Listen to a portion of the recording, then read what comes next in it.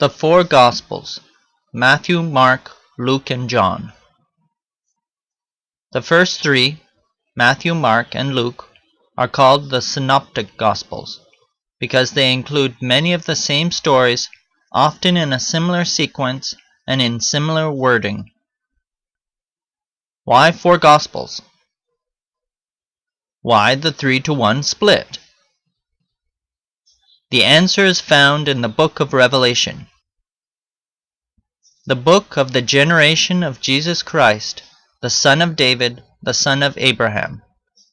Abraham begot Isaac, and Isaac begot Jacob, and Jacob begot Judas and his brethren, and Judas begot Phares and Zerah of Thamar, and Phares begot Ezram, and Ezram begot Aram, and Aram begot Amminadab, and Amminadab begot Naason, and Naason begot Salmon, and Salmon begot Boaz of Rechab, and Boaz begot Obed of Ruth, and Obed begot Jesse, and Jesse begot David the king, and David the king begot Solomon of her that had been the wife of Urias. And Solomon begot Rehoboam, and Rehoboam begot Abiah, and Abiah begot Asa, and Asa begot Josaphat, and Josaphat begot Joram, and Joram begot Ozias, and Ozias begot Joatham, and Joatham begot Achaz, and Achaz begot Ezekias, and Ezekias begot Manasses, and Manasses begot Ammon, and Ammon begot Josias, and Josias begot Jeconias and his brethren, about the time they were carried away to Babylon. And after they were brought to Babylon, Jeconias begot Salathiel, and Salathiel begot Zerubbabel, and Zerubbabel begot Abiud, and Abiud begot Eliakim, and Eliakim begot Azor, and Azor begot Zadok, and Zadok begot Achim, and Achim begot Eliud, and Eliud begot Eleazar, and Eleazar begot Matthan, and Matthan begot Jacob, and Jacob begot Joseph, the husband of Mary, of whom was born Jesus, who is called Christ. So all the generations from Abraham to David are 14 generations, and from David until the carrying away into Babylon are 14 generations, and from the carrying away into Babylon unto Christ are 14 generations. Matthew 1:1-17.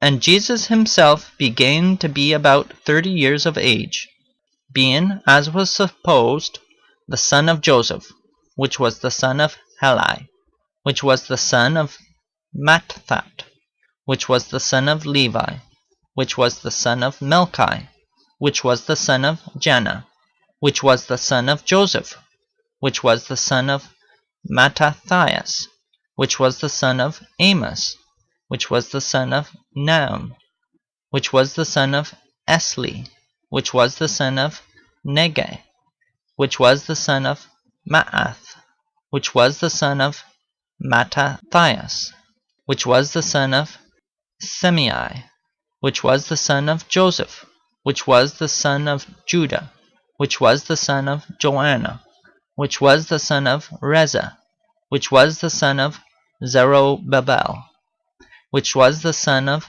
Salathiel, which was the son of Neri, which was the son of Melchi, which was the son of Adai, which was the son of Kosam, which was the son of Elmodam, which was the son of which was the son of Josi, which was the son of Eliezer, which was the son of Joram, which was the son of Matthat, which was the son of Levi, which was the son of Simeon, which was the son of Judah, which was the son of Joseph, which was the son of Jonan, which was the son of Eliakim, which was the son of Meliah, which was the son of Menan, which was the son of Mattatha, which was the son of Nathan, which was the son of David, which was the son of Jesse, which was the son of Obed, which was the son of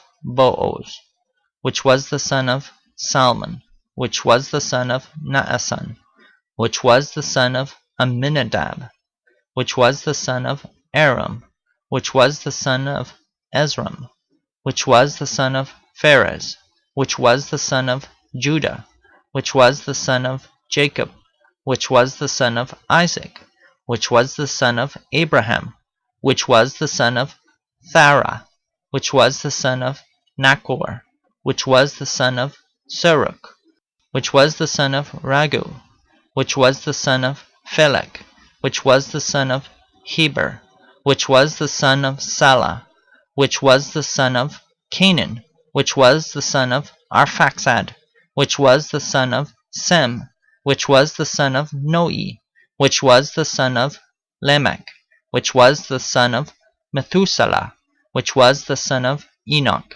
which was the son of Jared, which was the son of Malaleel, which was the son of Canaan, which was the son of Enos, which was the son of Seth, which was the son of Adam, which was the son of God.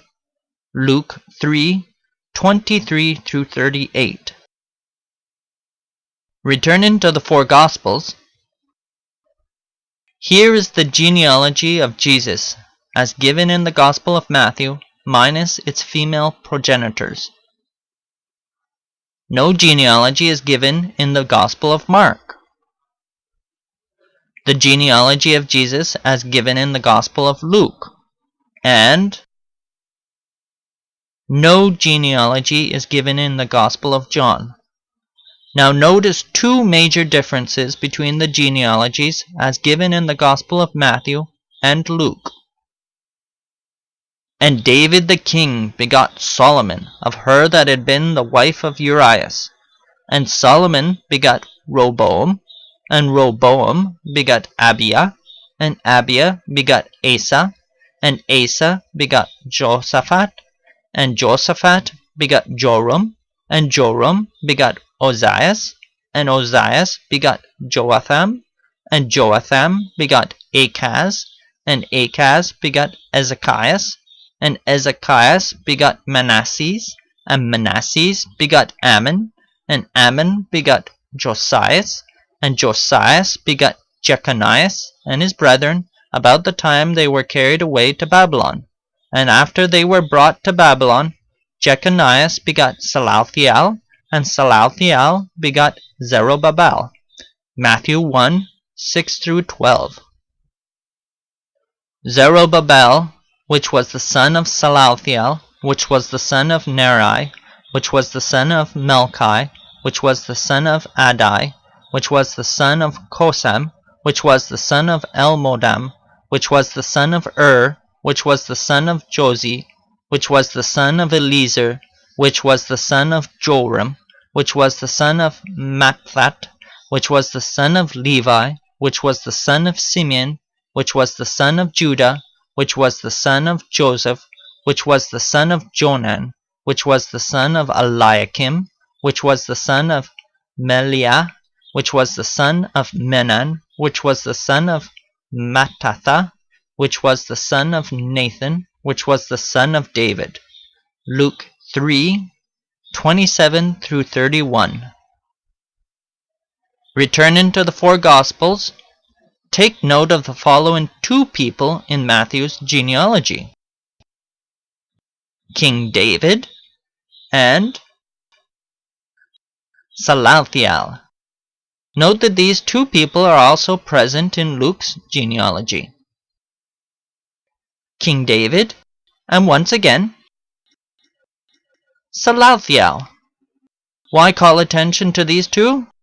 Because of the differing line of descendants appearing between them in the two genealogies.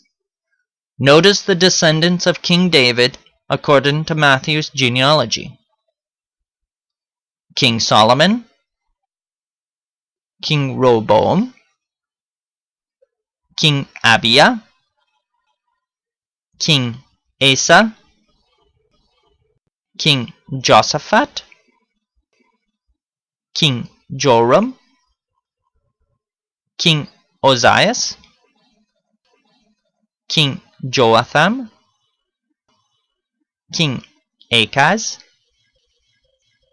King Ezekias, King Manasseh, King Amon, and King Josias. Matthew's genealogy contains the line of kings, Judah's royal line descended from King David, in contrast to Luke's genealogy, which contains no line of kings. Though both genealogies contain King David and his descendant Salathiel, Luke has purposely avoided the line of kings between these two, opting instead to trace the ancestry through David's son Nathan as opposed to his son King Solomon. This is the first major difference between the genealogies of the Gospels of Matthew and Luke. Seth, which was the son of Adam, which was the son of God. Luke 3:38. Returning to the four Gospels,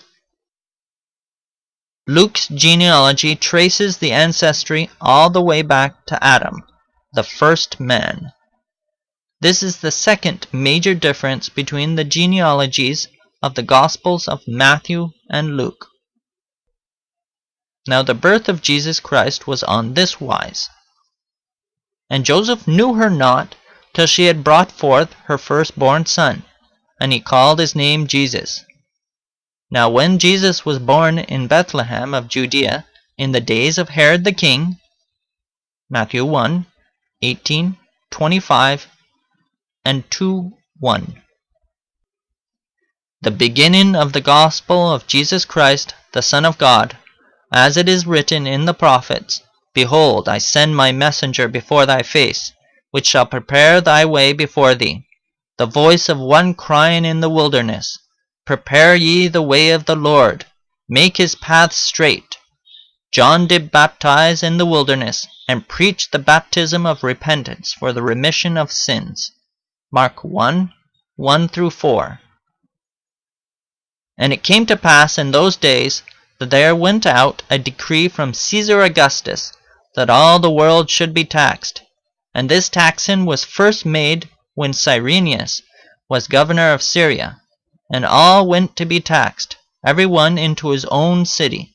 And Joseph also went up from Galilee, out of the city of Nazareth, into Judea, unto the city of David, which is called Bethlehem, because he was of the house and lineage of David, to be taxed with Mary his espoused wife, being great with child. And so it was that while they were there, the days were accomplished that she should be delivered. And she brought forth her firstborn son, and wrapped him in swaddling clothes, and laid him in a manger, because there was no room for them in the inn. Luke 2:1-7. There was a man sent from God, whose name was John. The same came for a witness, to bear witness of the light, that all men through him might believe. He was not that light, but was sent to bear witness of that light. John bare witness of him, and cried, saying, This was he of whom I spake. He that cometh after me is preferred before me, for he was before me. And this is the record of John, when the Jews sent priests and Levites from Jerusalem to ask him, Who art thou? And he confessed and denied not, but confessed, I am not the Christ. And they asked him, What then? Art thou Elias? And he saith, I am not. Art thou that prophet? And he answered, No. Then said they unto him, Who art thou? That we may give an answer to them that sent us. What sayest thou of thyself? He said, I am the voice of one crying in the wilderness, Make straight the way of the Lord, as said the prophet Isaiah. John 1:6-8, 15:19-23. Here is what we have discovered so far for characteristics of the four Gospels. And proceeding on, the birth of Christ is mentioned in the Gospel of Matthew. No birth is mentioned by the Gospel of Mark, its Gospel beginning with the ministry of John the Baptist. The birth of Christ is mentioned in the Gospel of Luke, and no birth is mentioned by the Gospel of John, its Gospel also beginning with the ministry of John the Baptist. With regard to this, it is perhaps relevant to note the following. In the beginning was the Word, and the Word was with God, and the Word was God. The same was in the beginning with God, and the Word was made flesh, and dwelt among us. And we beheld his glory, the glory as of the only begotten of the Father, full of grace and truth. John 1:1, 2, and 14. The Word as God has always existed. Thus any question of birth makes little sense. However, it must be admitted that any question of birth is in regards to his incarnation, when the Word was made flesh. It is interesting that though he mentions it in his Gospel, John gives no details on the Word's incarnation, i.e., he does not mention a birth. Now when Jesus was born in Bethlehem of Judea, in the days of Herod the king, behold, there came wise men from the east to Jerusalem, saying, Where is he that is born King of the Jews? For we have seen his star in the east, and are come to worship him. I shall see him, but not now. I shall behold him, but not nigh. There shall come a star out of Jacob, and a scepter shall rise out of Israel. Numbers 24:17. When Herod the king had heard these things, he was troubled, and all Jerusalem with him. And when he had gathered all the chief priests and scribes of the people together, he demanded of them where Christ should be born. And they said unto him, In Bethlehem of Judea. For thus it is written by the prophet, And thou, Bethlehem, in the land of Judah, art not the least among the princes of Judah. For out of thee shall come a governor, that shall rule my people Israel. Then Herod, when he had privily called the wise men, inquired of them diligently what time the star appeared. And he sent them to Bethlehem, and said, Go, and search diligently for the young child. And when ye have found him, bring me word again, that I may come and worship him also. When they had heard the king, they departed. And lo, the star which they saw in the east went before them, till it came and stood over where the young child was. When they saw the star, they rejoiced with exceeding great joy. And when they were come into the house, they saw the young child with Mary his mother, and fell down and worshipped him. And when they had opened their treasures, they presented unto him gifts, gold, and frankincense, and myrrh. And being warned of God in a dream that they should not return to Herod, they departed into their own country another way. Matthew 2:1-12. And she brought forth her firstborn son, and wrapped him in swaddling clothes, and laid him in a manger, because there was no room for them in the inn. And there were in the same country shepherds abiding in the field, keeping watch over their flock by night. And lo, the angel of the Lord came upon them, and the glory of the Lord shone round about them, and they were sore afraid. And the angel said unto them, Fear not, for behold, I bring you good tidings of great joy, which shall be to all people. For unto you is born this day in the city of David a Saviour, which is Christ the Lord. And this shall be a sign unto you. Ye shall find the babe wrapped in swaddling clothes, lying in a manger. And suddenly there was with the angel a multitude of the heavenly hosts, praising God, and saying, Glory to God in the highest, and on earth peace, goodwill toward men. And it came to pass, as the angels were gone away from them into heaven, the shepherds said one to another, Let us now go even unto Bethlehem, and see this thing which is come to pass, which the Lord hath made known unto us. And they came with haste, and found Mary, and Joseph, and the babe lying in a manger.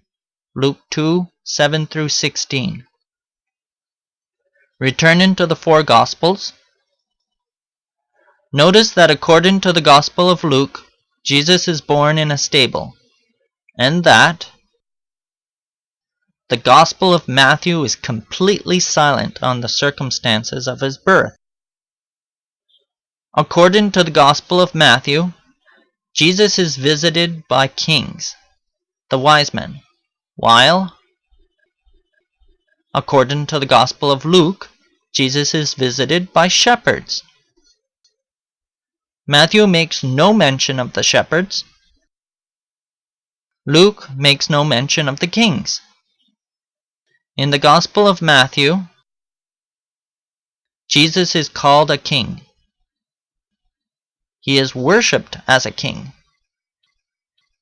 and he is given the gifts of a king. And when they, the wise men, were departed, behold, the angel of the Lord appeareth to Joseph in a dream, saying, Arise, and take the young child, and his mother, and flee into Egypt, and be thou there until I bring thee word, for Herod will seek the young child to destroy him. When he arose, he took the young child and his mother by night, and departed into Egypt, and was there until the death of Herod. Then Herod, when he saw that he was mocked of the wise men, was exceeding wroth, and sent forth and slew all the children that were in Bethlehem, and in all the coast thereof, from 2 years old and under, according to the time which he had diligently inquired of the wise men. Matthew 2:13-16. And when 8 days were accomplished for the circumcision of the child, his name was called Jesus, which was so named of the angel before he was conceived in the womb. Luke 2:21. And when the days of her purification, according to the law of Moses, were accomplished, they brought him to Jerusalem, to present him to the Lord. As it is written in the law of the Lord, every male that openeth the womb shall be called holy to the Lord. And to offer a sacrifice according to that which is said in the law of the Lord, a pair of turtle doves, or 2 young pigeons. And when they had performed all things according to the law of the Lord, they returned into Galilee to their own city Nazareth. Verses 22-39. Now his parents went to Jerusalem every year at the feast of the Passover. And when he was 12 years old, they went up to Jerusalem after the custom of the feast. And when they had fulfilled the days, as they returned, the child Jesus tarried behind in Jerusalem. And Joseph and his mother knew not of it. And when they found him not, they turned back again to Jerusalem, seeking him. And it came to pass that after 3 days they found him in the temple. And he went down with them and came to Nazareth. Verses 41-51. Returning to the four Gospels. According to the Gospel of Matthew, Jesus undergoes persecution from a rival king and has to flee into Egypt. Not the life of your average person. While, according to the Gospel of Luke, Jesus lives the life of a common man. Just like any average Jewish male, Jesus undergoes the rite of circumcision on the 8th day and receives his name. As the firstborn, is dedicated at the temple after the days of Mary's purification, according to the law of Moses, and at the age of 12 experiences his first Passover, the life of an ordinary Jewish male by all accounts. Why? Why all this? As was said before, the answer is found in Revelation. And the first beast was like a lion, and the second beast like a calf, and the third beast had a face as a man, and the fourth beast was like a flying eagle. Revelation 4:7. The Gospels then are: Matthew's, the lion; Mark's the calf, Luke's the man, and John's the eagle. The lion being king, the calf being servant sacrifice, the man being man, and the eagle being God. The four aspects of Christ: king, servant, sacrifice, man, and God. Recall the connection of these four creatures to the sanctuary. The four standards of the camp of Israel in the wilderness wanderings. Not only are they aspects of Christ, but also aspects of his people. Returning to the four Gospels, we now have an explanation for some of the features of the Gospels of Mark and John. Mark's lack of a genealogy. For animals, it isn't noteworthy. Mark's failure to mention the birth. For animals, once again, it isn't noteworthy. John's lack of a genealogy. God doesn't have one. John's failure to mention the birth. God, once again, doesn't have one. And what of the 3-to-1 split? It can now be seen to arise naturally. 3 earthly creatures, the lion, the calf, and the man, and 1 heavenly creature, the eagle. But a question arises. It is obvious that Matthew is the lion, king, and Luke is the man, a common man. But how do we know Mark's gospel is the calf, servant, sacrifice, and John's gospel is the eagle, God? Let's examine the evidence. In the beginning was the Word, and the Word was with God, and the Word was God. The same was in the beginning with God. All things were made by him, and without him was not anything made that was made. John 1:1-3. Returning to the four Gospels, the Gospel of John declares Jesus to be the Word, God. Then said the Jews unto him, Thou art not yet 50 years old, and hast thou seen Abraham? Jesus said unto them, Verily, verily, I say unto you, before Abraham was, I am. Then took they up stones to cast at him. But Jesus hid himself, and went out of the temple, going through the midst of them, and so passed by. John 8:57-59. So Jesus calls himself, I am. Unless we be tempted to pass that utterance of Christ's off as having little significance, the Jews' reaction to it needs to be re-examined. How did they understand this declaration? Then took they up stones to cast at him. They were going to kill him for a little I am. And God said unto Moses, I am that I am. And he said, Thus shalt thou say unto the children of Israel, I am hath sent me unto you. Exodus 3:14. So with that little I am, Jesus declared himself to be the God of Abraham, the God of Isaac, and the God of Jacob, the God of the Israelites, the God of the Jewish nation. No wonder they wanted to stone him. Returning to the four Gospels, the Gospel of John declares Jesus to be the I am, Yahweh, God. The Gospel of John therefore definitely declares itself to be the Eagle God Gospel, the Gospel which most directly declares Jesus to be God. To get a feel for the Gospel of Mark, we will now look at its content in terms of parables and miracles in comparison to that of the other two synoptic Gospels, Matthew and Luke. First, the parables.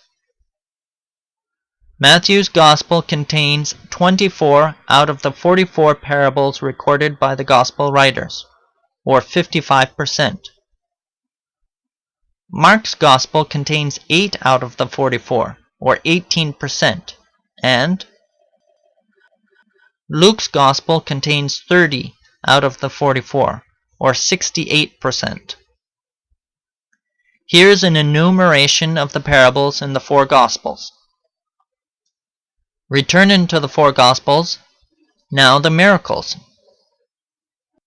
Matthew's Gospel contains 20 out of the 35 miracles recorded by the Gospel writers, or 57%. Mark's Gospel contains 18 out of the 35, or 51%, and Luke's Gospel contains 20 out of the 35, or 57%. Here is an enumeration of the miracles in the four Gospels. The information has been arranged to highlight the three synoptic Gospels, as John's, the red, is rather independent of the others. Returning to the four Gospels. Note that the Gospel of Mark has a significantly fewer number of parables, the intellectual, compared with the other synoptic Gospels, while it has a roughly equivalent number of miracles, the physical. The Gospel of Matthew contains the very significant Sermon on the Mount, as does the Gospel of Luke,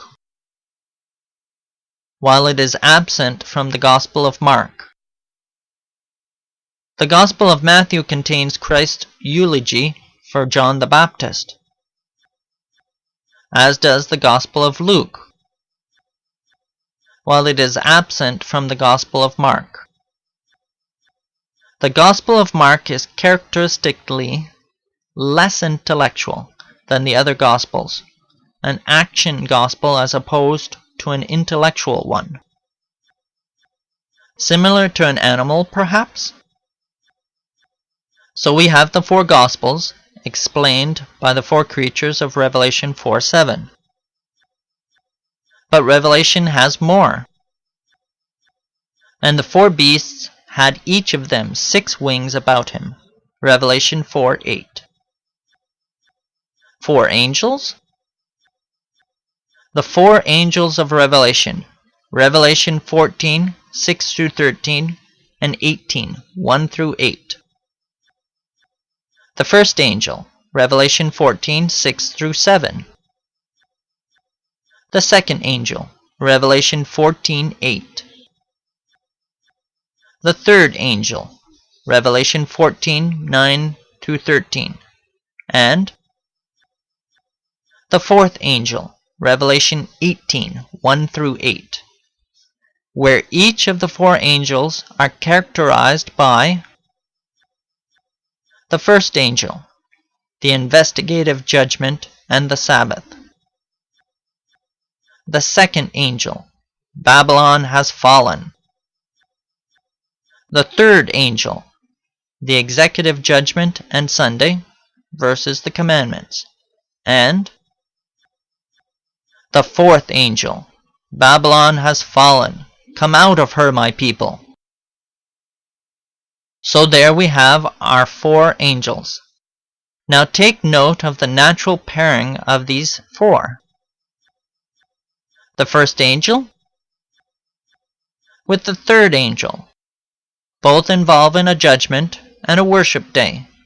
And the second angel with the fourth angel, both involving the message that Babylon has fallen. We have already noted this structure in the Gospels in the fact that the Gospels of Matthew and Luke contain genealogies of Christ and relate his birth, while neither of the Gospels of Mark or John are characterized by this. Neither contains a genealogy of Christ or relates his birth. Proceeding on, note a natural consequence of Revelation's treatment of the 4 angels. The first three angels are grouped together in Revelation 14, mirroring the Synoptic Gospels. Earthly angels, perhaps?